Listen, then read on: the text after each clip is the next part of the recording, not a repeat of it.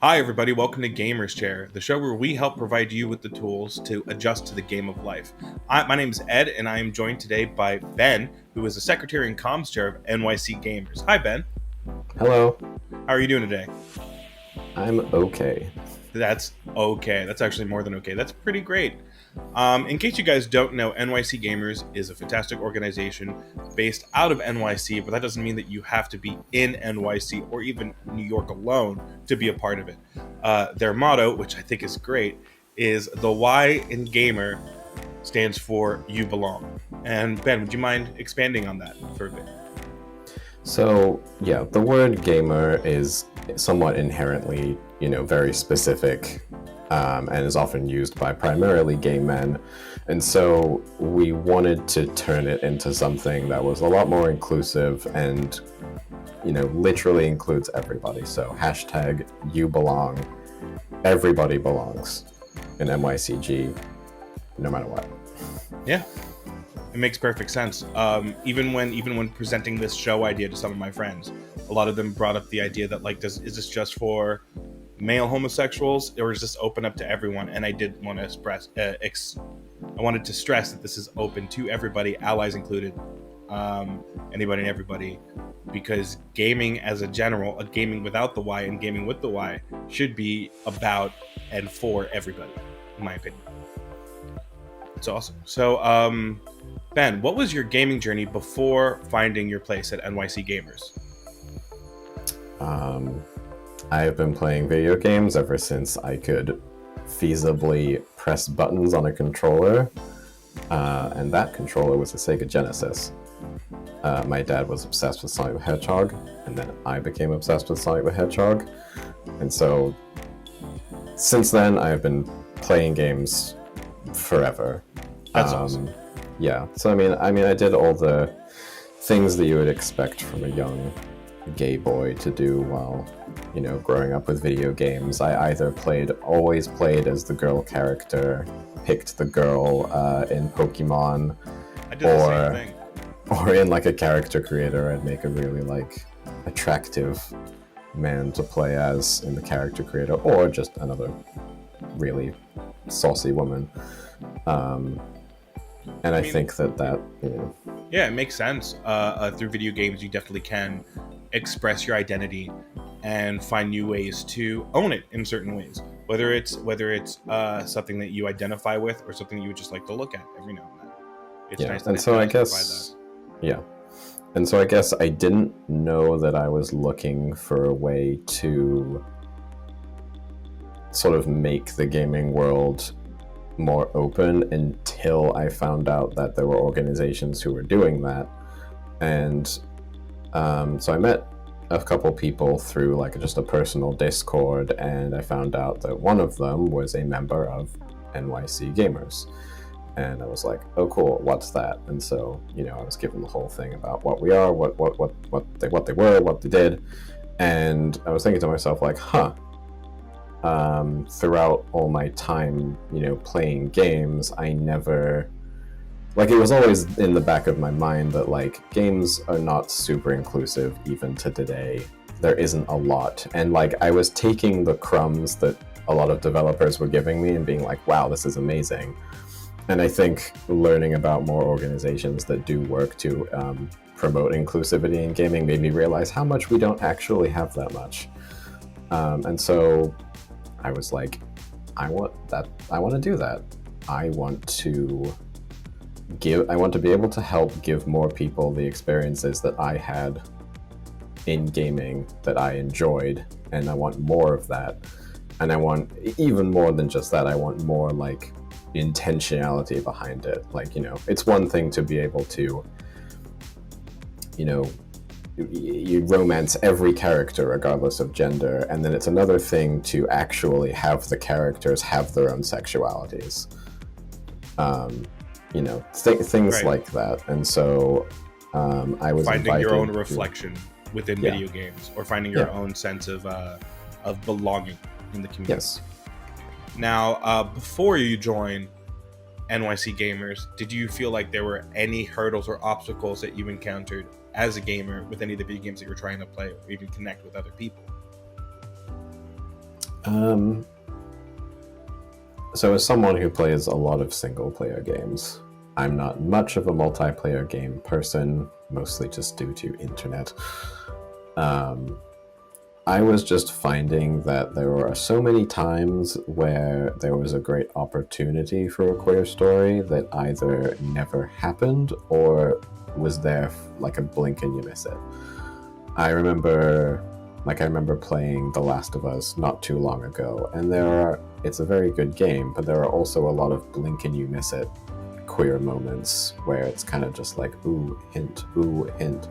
And at the time, and this happened in games before this as well, I was like, wow, that's amazing. So much representation. This is great. They came out with DLC later, which confirmed like a pretty major queer character relationship, which I liked. And this is good. still Last of Us 1, right? Yes. Yeah. Yeah. Cool. 2 was a lot more, much more overt about it, which was great. And also, I mean, that was also several years later.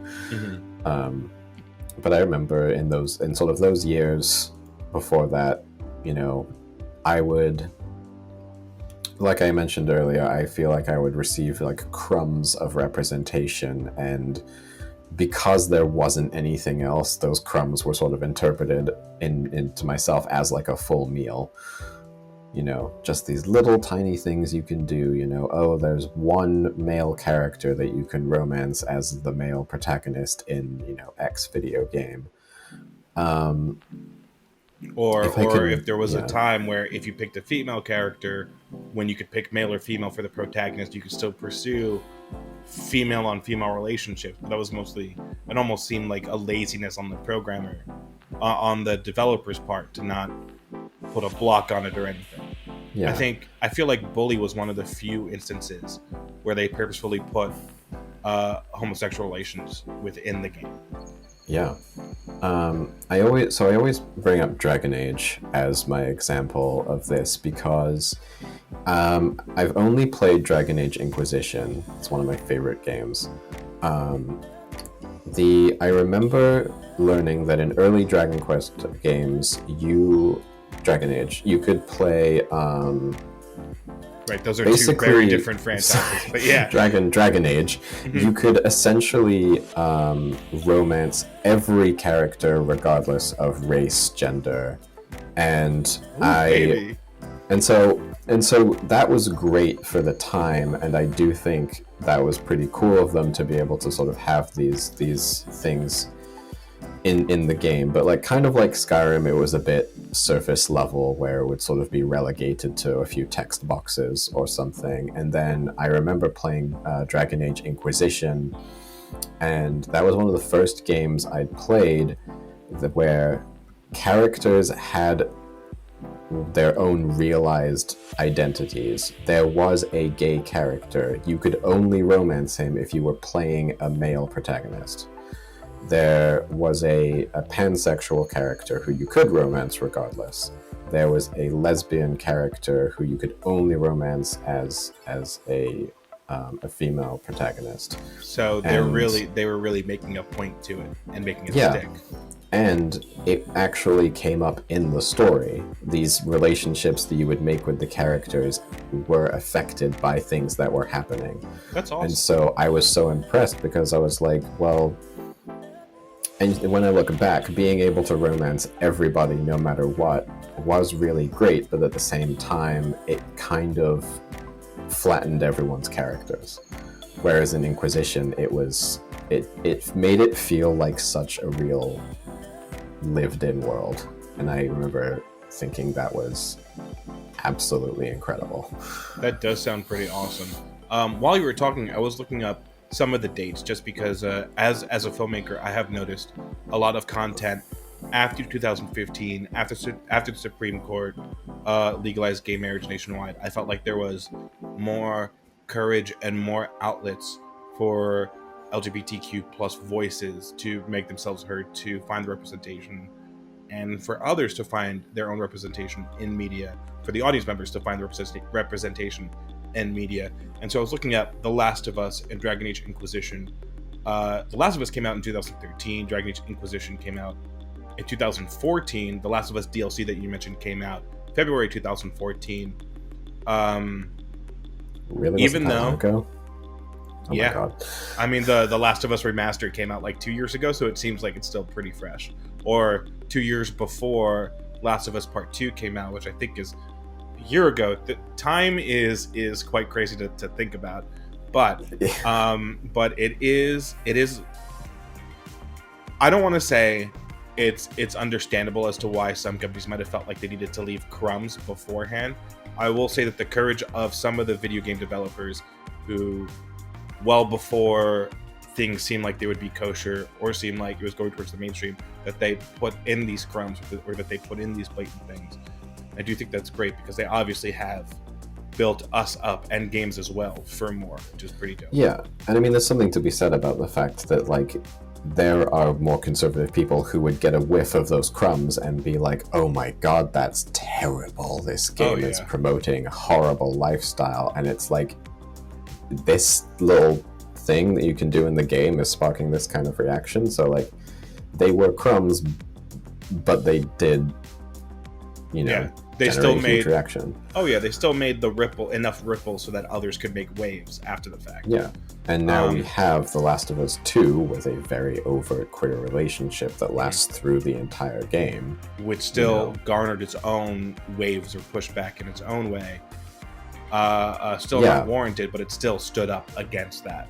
Yeah, but it was so much more loved as well. Okay, that's awesome. I've only, whenever hearing about the negative reactions to that, a lot of the negative reactions that I heard about it were when the story points were being leaked before the game actually came out. I hadn't heard any reactions after the game came out, so I'm very happy to hear that there are positive reactions to the game, and that a lot of people were able to drop their ill-conceived notions before for the sake of quality storytelling and a quality experience. Yeah, so like while there still is the backlash, I'm finding that the love is also there. That's even awesome. More so. That's cool. So are there any other hurdles that you experienced as a gamer? You did earlier mention that you didn't really play multiplayer games because the internet. Would you mind expanding on that?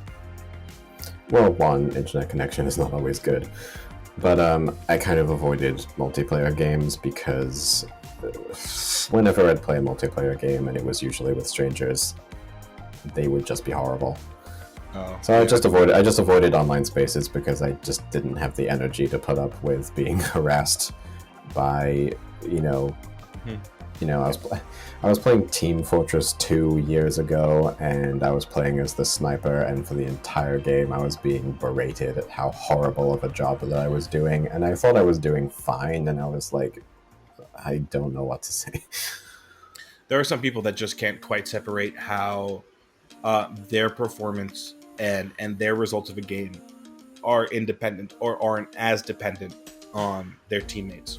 And that is upsetting to experience. And obviously, by the time you were able to find a community or a good close group of friends that you felt confident going online to, did you feel like your gaming practices had strayed away from online just because of those hurdles?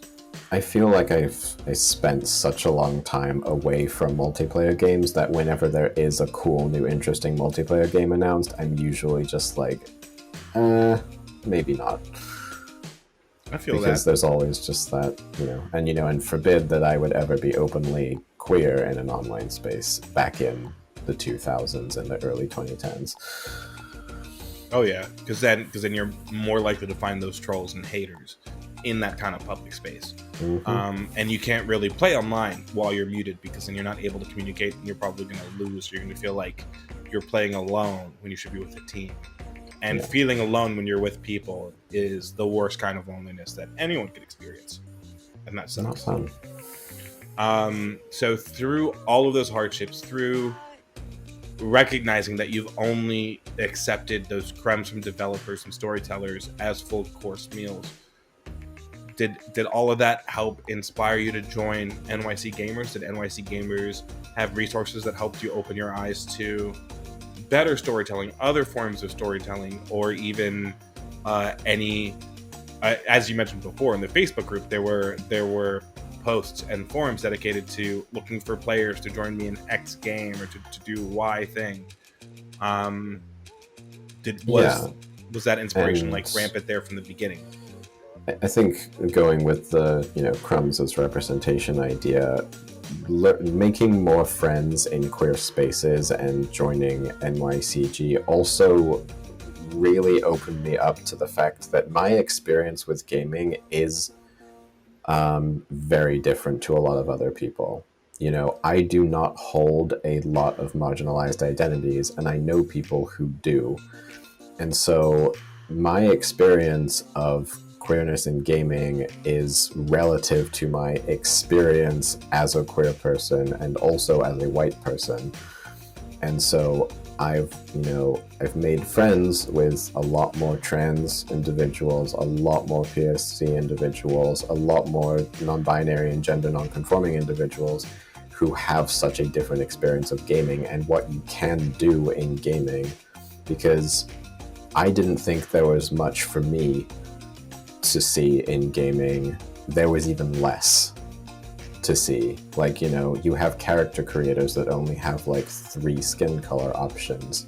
You have, 2 genders to pick from, heavily gendered language. I mean, even Cyberpunk 2077, which, wanted to advertise itself as an incredibly inclusive sort of like you can be literally whatever you want kind of game, ties pronouns to whichever version of voice that you use. If you use a masculine voice, the game defaults to he, him pronouns. If you use a feminine voice, the game defaults to she, her pronouns. So it's like, even then, that might not affect me personally because that would be something that matches my experience. But to a lot of other people, it was like, hold on, that's a very strange oversight. And like, that's been a lot of my experience with NYCG. Is I understand that my experience is limited, and I want to learn more about other people, and I want to help more people sort of get the kinds of things that I was able to get from like the more modern games. That's awesome. And that makes a lot of sense. Yeah, it is kind of daunting and easy to miss how limiting one person's experience can be in anything until you start to interact with your peers, start to get their idea of it, and ultimately find that common ground to like make a connection despite your different backgrounds, despite whatever distance or obstacles you might have in the way. And I do like that gaming does bring people together, but it's important that we have these conversations, that we're aware of them in order to push more for the future. Because like obviously a lot of our games, some of the storytelling, and even indie developers have come a long way in the last 10 years, as well as the LGBTQ plus community has come a long way in the last 10 years. I have such a strong place in my heart for indie developers. I love indie games. I love how bold and daring that they are. Mm-hmm. They're willing to do so much more than so many sort of big name studios are. So one year, 2019, I was invited to FlameCon. I don't know if you've heard of it or been. I've heard of it. I've been once back in 2016. It was really fun. Yeah. So FlameCon's hosted by Geeks Out. We love Geeks Out. They're amazing. So I went to FlameCon in 2019 as a volunteer for NYCG. And they were going through some membership changes at the time, and sort of a bit of a difficulty with sort of brand identity. And so I was like, hey, do you want me to design a new logo for you? And now I am in charge of the visual identity of the organization. So I do the logos, I do all the visuals, so I'm in charge of all of that stuff. And from 2019 on, I've been like fully in it. That's awesome. Along for the ride. Yeah, man. I've seen some of your work in your logos, both the older logos and the newer logos. They are fantastic. And I'm excited to see more of your own designs, as well as art in general. Now, you did briefly mention that when you first encountered the organization NYC Gaymers, they gave you a short little spiel as to what they are exactly. And so for any newcomer who would be interested, what would the spiel of what NYC Gaymers is, as well as how they could get started in helping out? Okay, so just 1 second. because I have our mission statement. Cool. While he's pulling that up, I do want to remind everybody that the Pride School Festival with NYC Gaymers is this coming weekend, June, I have to think about this, 18, 19, and 20th, correct?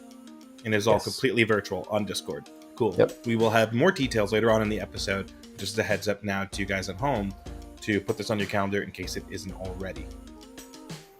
So our official mission statement that we actually finalized a couple months ago, now that we've incorporated as a nonprofit, is, and we sort of give people kind of like versions of this because, you know, it's kind of long, it's kind of complicated, but overall, we say NYC Gaymers empowers gamers across the intersections of orientation, identity, expression, race, and ability in order to uplift and center our most marginalized community members through education, advocacy, and the creation of safer spaces.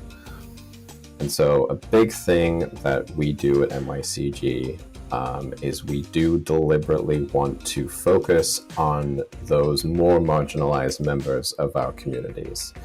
You know, we see a lot of queer groups that, especially gaming groups, that are primarily focused on usually men, usually gay men.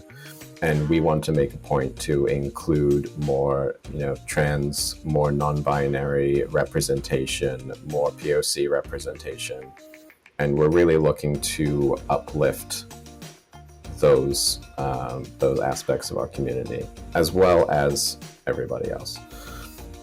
Right, because not only are you hoping to raise their voice, but you're also hoping to raise their controllers for a sick game of Smash or any other game that is both fun, competitive, or what have you. It makes sense. That's pretty cool. So how could a newcomer start to get involved with NYC Gaymers? So, lots of ways.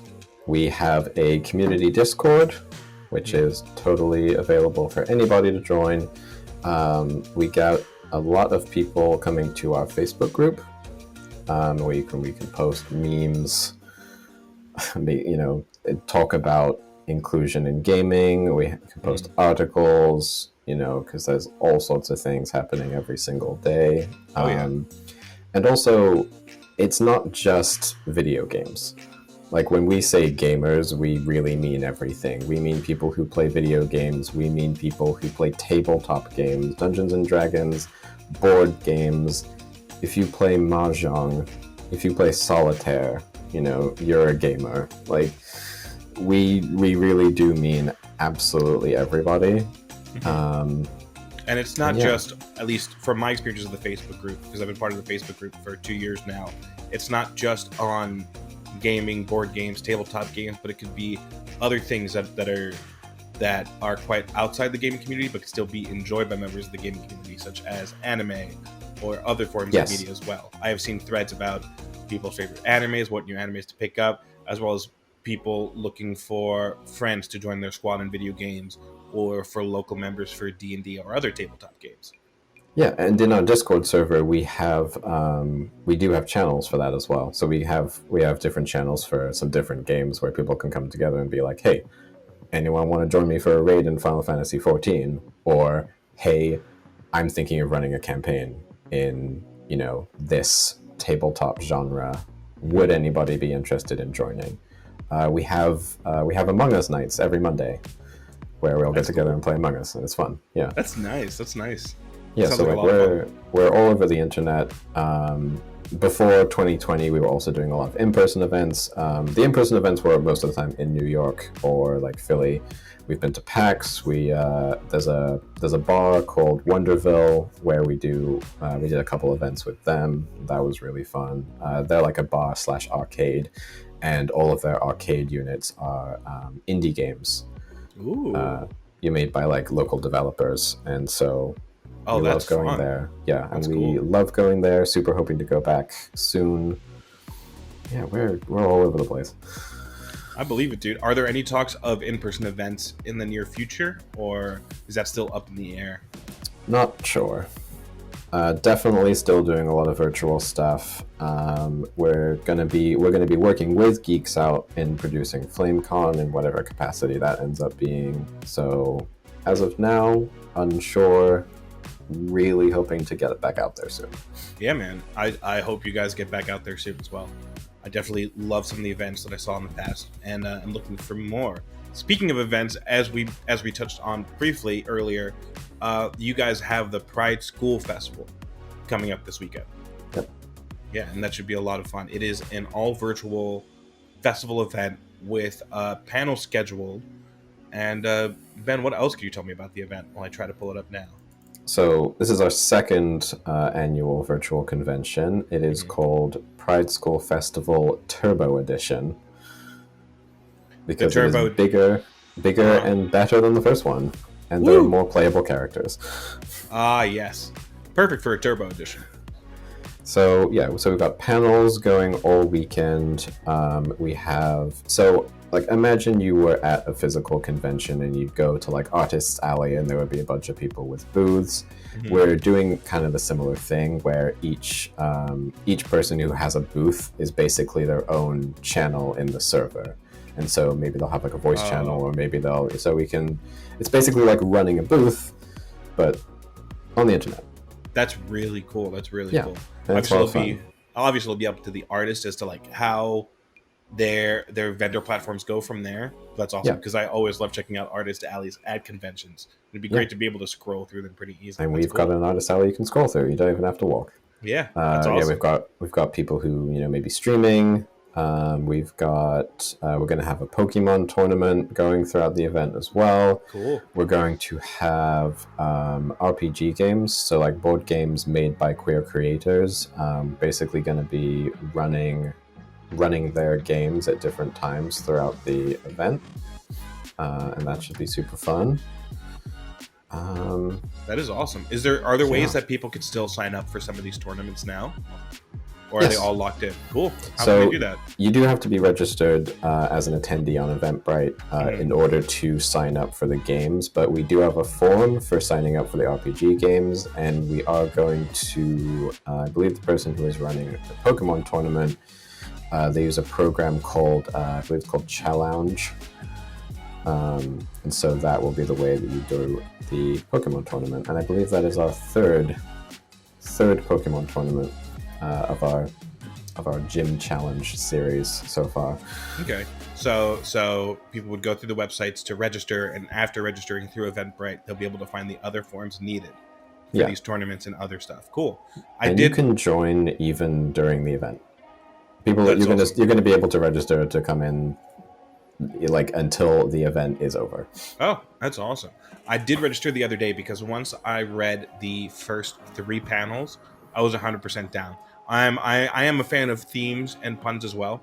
Some of the panels that they have coming up this weekend are things like Reclaiming My time, obviously Ocarina of, but Reclaiming My Time, which in case you guys don't know is quite an iconic statement by, I want to say, Maxine Waters, but that's besides the point. Stay Windwoke, Majora's Mask for Mask, which I chuckled and said to my boyfriend like 7 times when I read it.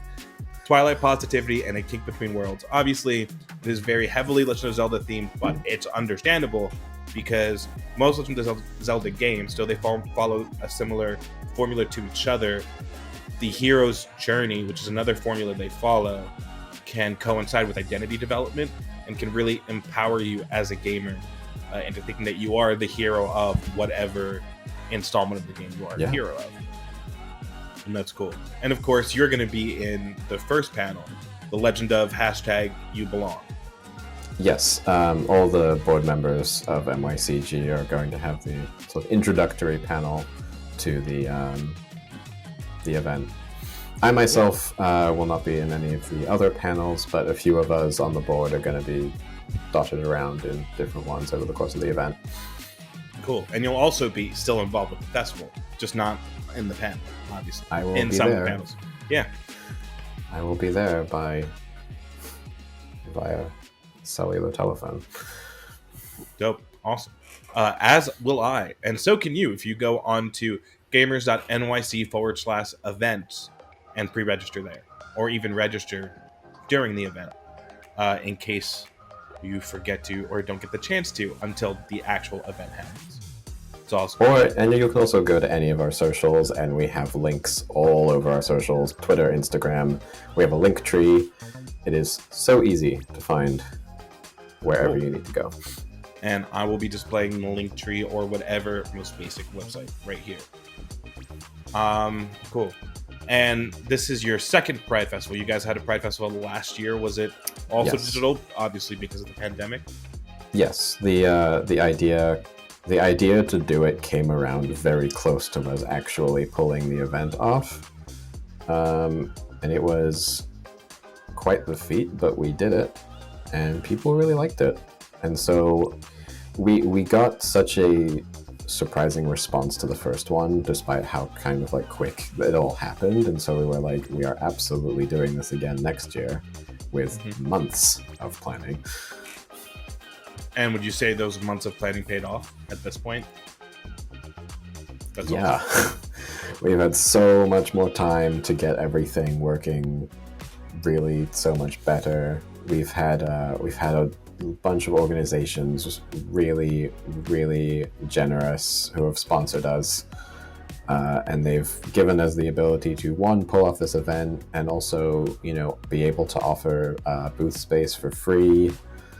We're just able to provide so much more this time around than we were last year.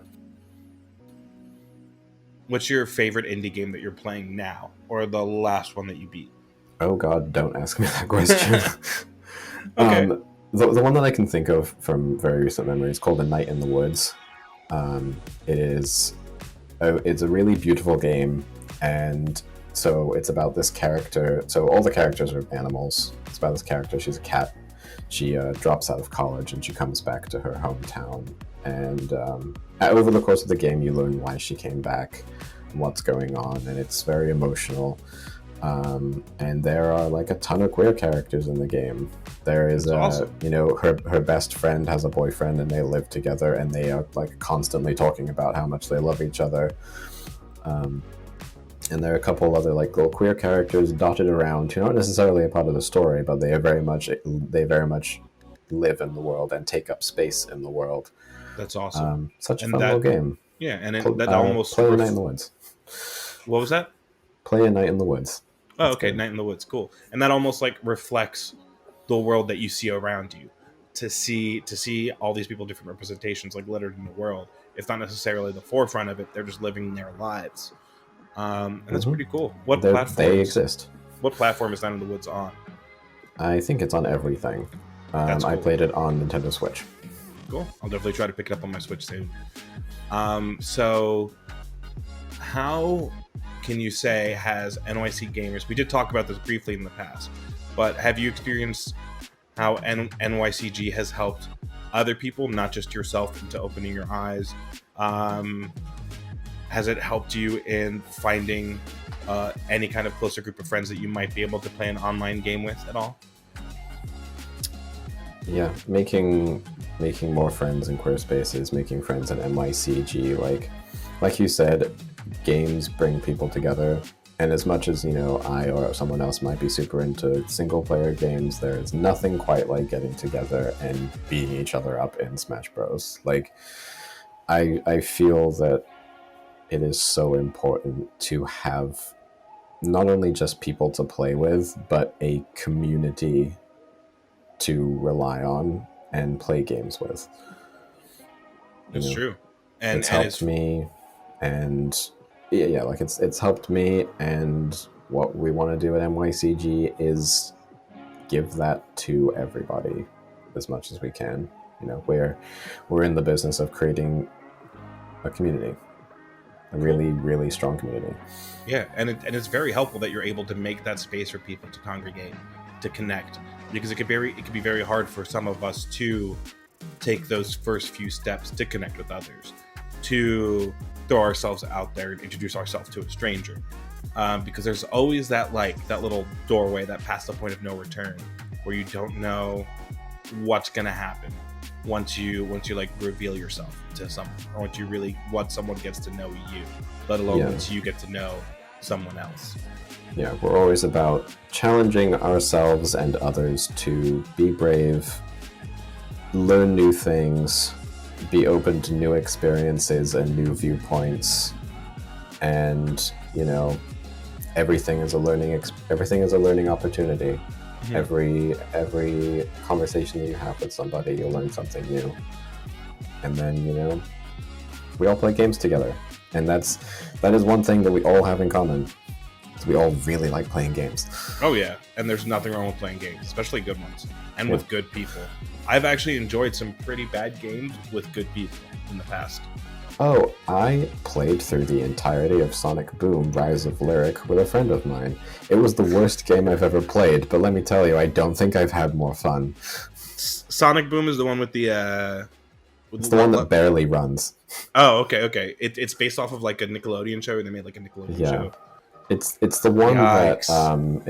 that like barely even holds itself together with a piece of string. Oh, I remember seeing memes for this. Well, as long as you had fun, that's really all that matters. Oh, right? It was such fun. That's good. That's horrible awesome. Game. Yikes. So in the past year, obviously, the pandemic is clearing up. To try to, now we're gonna step away from NYCG and talk about you, Ben the Gamer. Now that the pandemic has almost cleared up, you must be excited to be back out there or to continue to life as it normally was. But during the pandemic, do you feel like video games? Do you feel like your relationship with video games was a bit more treasured or cherished, that you had that to go to when everything else was kind of closed down? Yeah. There was nothing to do, and there was so much. I remember in the early days, there was so much pressure to use the time that we had to sort of be ultra productive. And everyone was like, okay, we have all this free time. Turn your hobby into a side hustle. Right. Make money. Bread. Yeah, make sourdough. Be the next great inventor or whatever. And there was so much pressure that came with that because we were all going through like a collective traumatic event. And, there were some days where I was like, I don't want to be productive. I don't want to be the next great inventor, and I don't want to turn my hobbies into a money-making opportunity. Right. I just want to sit down and I want to turn on my PlayStation and I want to play Kingdom Hearts. It's a quality choice, and it can suck, especially because there was a time when it seemed like everything was going to be longer than expected and almost without end in sight.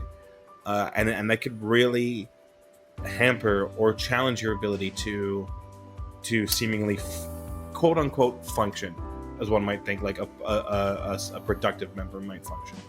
Yeah. But luckily, it was just so nice to, and like I had time to finish the games that I hadn't finished yet. I had time to immerse myself in those really long games that I didn't have time to do. I got the platinum trophy in every single Kingdom Hearts game. Wow, that's hard. I tried that for like 3 years and gave up. More power to you, dude. It was, and you know why? Because I had 3 months free to spend time doing it. And once you got that last platinum on that last game, how did that feel? I felt really good.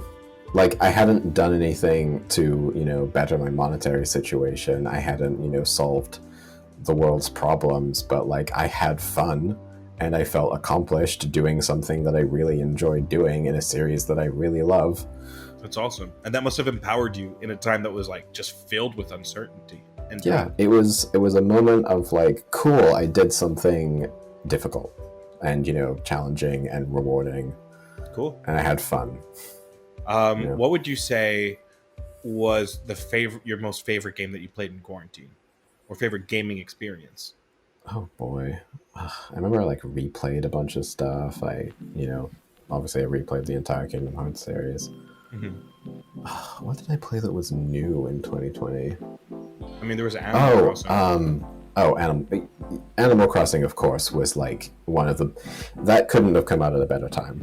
And honestly, Nintendo's raking in the money because they were like, we didn't plan for this, but we're not complaining. Because, everyone got Animal Crossing and everyone was going to each other's islands. And I feel like that kind of burnt out a bit quickly because everyone was sort of like min-maxing the experience, which is Oh, which is a bit antithetical to the point of Animal Crossing. But that's true. They did do a good You job know. of trying to space things out with events, but they still Yeah. kind of tapered off because there's no. Give me that second floor Nook's Cranny. Give me that third tier Nook's yes, Cranny. please Like, where is that? give me the cafe. Where's Brewster? Exactly. Come on. Yeah.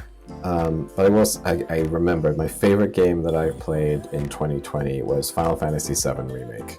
Oh, that is good. Because I'm a huge Final Fantasy VII fan. I've played that game like 3 times, and then I played the remake, and it was just absolutely everything.